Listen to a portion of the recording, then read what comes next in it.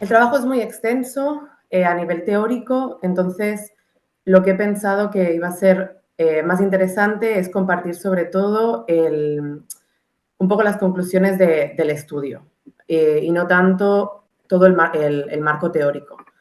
De todas maneras, os voy a hacer una pequeña introducción para que entendáis un poco las bases del trabajo y por qué lo he ido haciendo de la manera en que lo he hecho. Entonces, lo primero que voy a hacer es lanzaros una pregunta y básicamente la pregunta es si os ha pasado alguna vez de estar teniendo relaciones sexuales, ya sea con alguna pareja, parejas o en soledad, y que se vengan pensamientos que no tengan que ver con el acto en sí, ¿no? Ya pueden ser pensamientos cualquiera, ¿no? Pero pensamientos que no sean eróticos.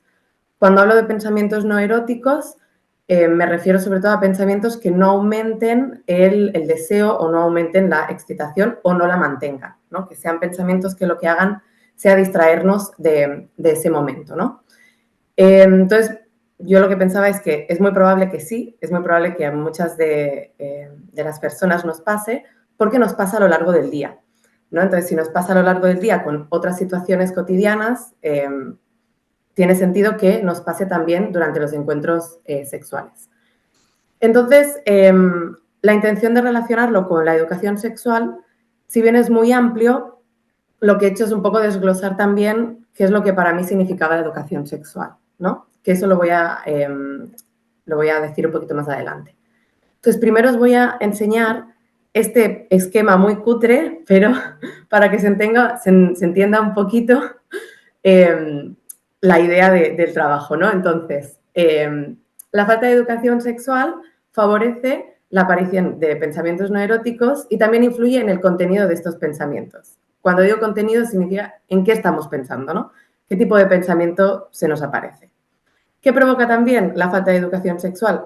Provoca una vivencia de la sexualidad a través de normas, ¿no? Porque como hemos ido estudiando, la sexualidad es un constructo y cuando no hay una educación sexual integral, lo que hacemos es basar la sexualidad en unas normas externas, ¿no? Entonces, la racionalizamos más que sentimos, ¿no? Eso es lo que debo hacer esto, debería estar haciendo lo otro y empieza a pasar más por un filtro de la razón que no tanto por un filtro de la razón que muchas veces viene del exterior, ¿no? Y no tanto por un filtro de la razón interna. ¿Qué pasa aquí? Pues que existe una desconexión del momento presente, es decir, una desconexión, en este caso, ¿no? de la práctica sexual y una desconexión corporal. ¿Qué sucede aquí? Pues que vuelve a aparecer pensamientos no eróticos, ¿no? Un poco para que se entienda la idea del trabajo. Nos vamos a ir a los objetivos.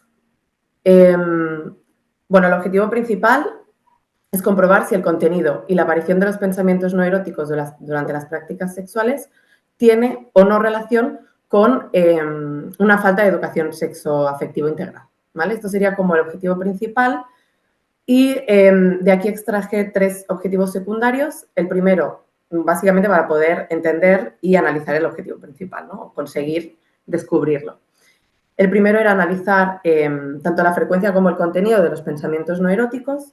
El segundo era también poder valorar la calidad y cantidad de la educación sexual recibida. Y por último, analizar la influencia de la educación sexual en los pensamientos no eróticos. Entonces, en este tercer objetivo, lo que quería intentar era encontrar qué tipo de pensamientos teníamos, ¿no? Es decir, qué contenido de los pensamientos para ver si efectivamente tenía relación o no. ¿Por qué quiero saber si tienen relación o no? Para comprobar si con una buena educación sexoafectiva podemos disminuir los pensamientos no eróticos, ¿no? Es un poco por esto, de ahí viene el tercer objetivo, digamos. Os voy a hablar muy poquito de la revisión bibliográfica porque si no es demasiado extenso, pero sí me parece interesante comentar estos 2 estudios, porque de estos 2 estudios es que he extraído las ideas, me he basado un poquito para hacer el propio cuestionario que he pasado para poder luego conseguir los objetivos, ¿no? Entonces, el primero fue de Purdon y Holdaway en 2006, básicamente que después de pasar el cuestionario, extrajeron varias conclusiones y una de ellas eran los tipos de contenido de pensamientos no eróticos, ¿no? Que podía ser sobre la performance, las preocupaciones sobre la imagen corporal, las consecuencias emocionales, como puede ser la culpa, o las consecuencias externas, como puede ser, no sé, los embarazos no deseados o las ITS. Otro estudio que también pasó un cuestionario, que también pude acceder al cuestionario, fue en 2012 y fue el único estudio que no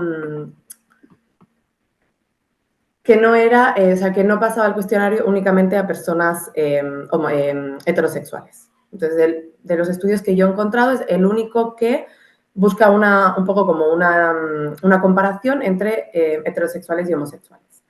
No encontró gran diferencia significativa en ninguno de los pensamientos no eróticos, salvo en las preocupaciones sobre las ITS, que como veréis a lo largo del cuestionario que yo he pasado, también pasa lo mismo, ¿no? Que eso lo hablaré un poquito más adelante. Pero bueno, en resumen de la revisión bibliográfica de los pensamientos no eróticos durante las prácticas sexuales, primero que lo relacionan muchas veces, es muy patologizante.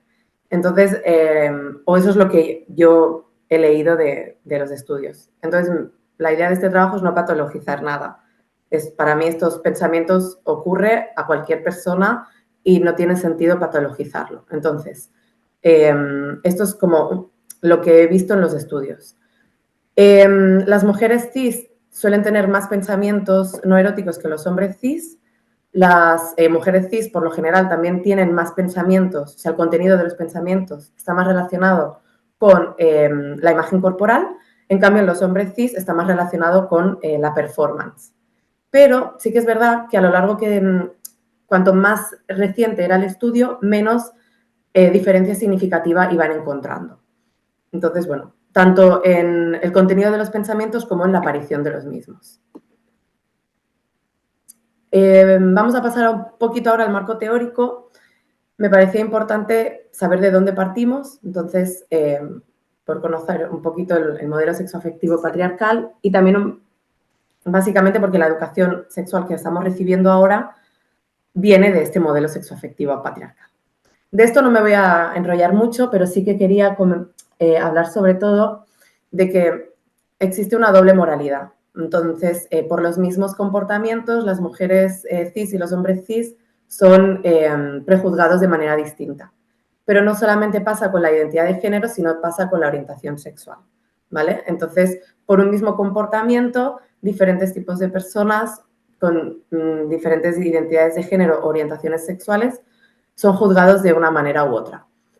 Básicamente lo comento porque en el estudio que yo he hecho he valorado dos variables, que es la identidad de género y la orientación sexual, y es por esto, ¿no? Por esta doble moralidad. Y luego hablo un poquito de los facilitadores, que son básicamente son factores derivados de una falta de educación sexual, ¿vale? Y entonces aquí también hablo un poquito de los diferentes estudios que puede haber. El primero sería la falta de comunicación, la inexperiencia, las expectativas, el sistema capitalista, la desconexión corporal, la falta de información fiable, la imagen corporal, la culpabilidad. Bueno, todo esto son facilitadores de la aparición de pensamientos no eróticos, ¿vale? Que los he extraído también de toda la revisión bibliográfica anterior. Y así un resumen muy rápido de lo que es el marco teórico. Y pasamos a la parte que más interesante me parece, que es la metodología. Antes de continuar, primero, muchísimas gracias a todas, a todos y todes por contestar el cuestionario y por ayudarme a difundirlo. Han participado 185 personas, así que, bueno, estoy súper agradecida por eso. Entonces, para poder analizar y descubrir un poco los objetivos, lo que hice fue crear un cuestionario propio. Me basé en los dos estudios anteriores que comentaba para poder realizar las preguntas del cuestionario, ¿vale? Entonces, básicamente una encuesta a la población haciendo preguntas sobre la percepción de la educación sexual, la cantidad y la calidad, la percepción de los pensamientos no eróticos y el contenido de los mismos, ¿vale? Entonces, la mayoría de personas que contestaron el cuestionario fueron mujeres cis, heterosexuales. Sin embargo, también tenemos creo que casi un 27% de hombres cis y un 11% de personas no binarias. Esto sería como el grueso del cuestionario. Y en cuanto a la orientación sexual, más de la mitad es heterosexual y el 24% más o menos bisexual, para que un poquito nos hagamos una idea, ¿no? Para analizar la encuesta fueron preguntas de, bueno, mucho, bastante, poco, insuficiente o nulo, más o menos, ¿no? Aquí aparece. Para las respuestas positivas, lo que hice fue analizar las preguntas de siempre, a menudo y algunas veces para saber si efectivamente ese pensamiento lo estaban teniendo o no. Y las respuestas negativas fueron nunca y raramente, ¿vale? Y como he dicho antes, pues se analizan las variables de orientación sexual y de identidad de género. Salvo en la pregunta de la culpabilidad, ¿vale? En la pregunta de la culpabilidad sí que incorporé la variable raramente como pregunta positiva, porque había muy poca, por suerte, ¿no? Había muy poca gente que sintiera culpabilidad. Entonces me pareció interesante que aunque sea poquita, aunque la sientas raramente, poder comprobar si hay alguna diferencia según la orientación sexual o la identidad de género. Sería como la única pregunta en la cual incorporé raramente en el análisis. No es de extrañar que en cuanto a la pregunta de la percepción de la educación sexual, en cuanto a la calidad, casi el 90% de personas contestaron que no fue de buena calidad la educación sexual que recibieron. Y en cuanto a la cantidad, también no es sorprendente que la mayoría de personas que contestaron o bien nula o insuficiente o poca. Muy poquito, no sé, ahora no me aparece aquí el porcentaje, pero era ínfimo el porcentaje de personas que contestaban que habían recibido mucha educación sexual. Y solo un 14% contestó bastante. Entonces, bueno, aquí ya podemos ver que claramente pues, falta educación sexual. Creo que no hacía falta pasar el cuestionario para saberlo, pero bueno, aún así como que... Luego, en cuanto a la percepción de los pensamientos no eróticos, también es sorprendente, el 65% contestó que sí sienten que aparecen pensamientos no eróticos durante la práctica sexual. Bastante elevado. Y aquí tengo en cuanto al... Bueno, el contenido no voy a hablar mucho porque no da tiempo, pero en cuanto a la frecuencia también es bastante elevado. Si bien solo el 30% contestó raramente, el 45% algunas veces y el 14% a menudo. O sea que son porcentajes como bastante elevados para pensar, uy, mira, por aquí es interesante poder descubrir cosillas, ¿no? Entonces aquí voy a responder uno de los objetivos y es un poco la relación entre pensamientos no eróticos y la falta de educación sexual. No he encontrado ninguna correlación absoluta, ¿vale? Porque es verdad que hay mucha falta de educación sexual y hay muchas personas que sienten que no tienen estos pensamientos. Sí hay una pequeña relación, pero no se puede decir que es absoluta, ¿vale? Entonces, bueno, este objetivo lo descartamos, lamentablemente. También podemos sacar de aquí que estamos hablando todo el rato de percepción, ¿no? De la percepción de la educación sexual que yo he recibido y de la memoria a la hora de contestar el cuestionario, ¿no? Estas son un poco las dificultades que voy a abordar un poquito más adelante. Pero bueno, entre la relación entre pensamientos no eróticos y educación sexoafectiva integral, así como relación entre estas dos, no existe ninguna relación absoluta. Pero sí que he encontrado bastante relación en cuanto a los contenidos, ¿vale? Bueno, por aquí he puesto una frase que me encantó. Una de las preguntas del cuestionario era abierta, entonces aquí ponía una persona, me faltaba algo que se ajustara a mí, como persona no normativa, mucho más allá de hablar de la parte emocional de las relaciones, ¿no? Entonces, por eso estamos hablando todo el rato de percepción y de lo que a mí me parece o al Estado le parece o a la escuela le parece que tiene que ser de esa manera, si no lo estamos abordando de una manera integral, no va a ser de esa manera para todas las personas, ¿no? También una de las preguntas en relación al contenido era al disfrute de la pareja sexual. Esta me pareció la más interesante porque casi el 97% de personas contestaron que sí, que se preocupan del disfrute de su pareja sexual mientras están teniendo relaciones. Si bien no se encuentran diferencias significativas según el género o la orientación sexual, sí me parece interesante abordar esto como una futura línea de investigación, ¿no? Porque que contesten que sí a esta pregunta puede ser por diferentes razones que me parece interesante poder abordar, ¿no? Una puede ser una fuerte tendencia a considerar el bienestar de la pareja en el disfrute sexual, ¿no? Una buena empatía y una buena comunicación, como aquí una persona que dice no me preocupo por la satisfacción de mis parejas porque siento que si no están disfrutando me daré cuenta o me lo dirán, porque hemos creado un espacio para que se dé esta interacción.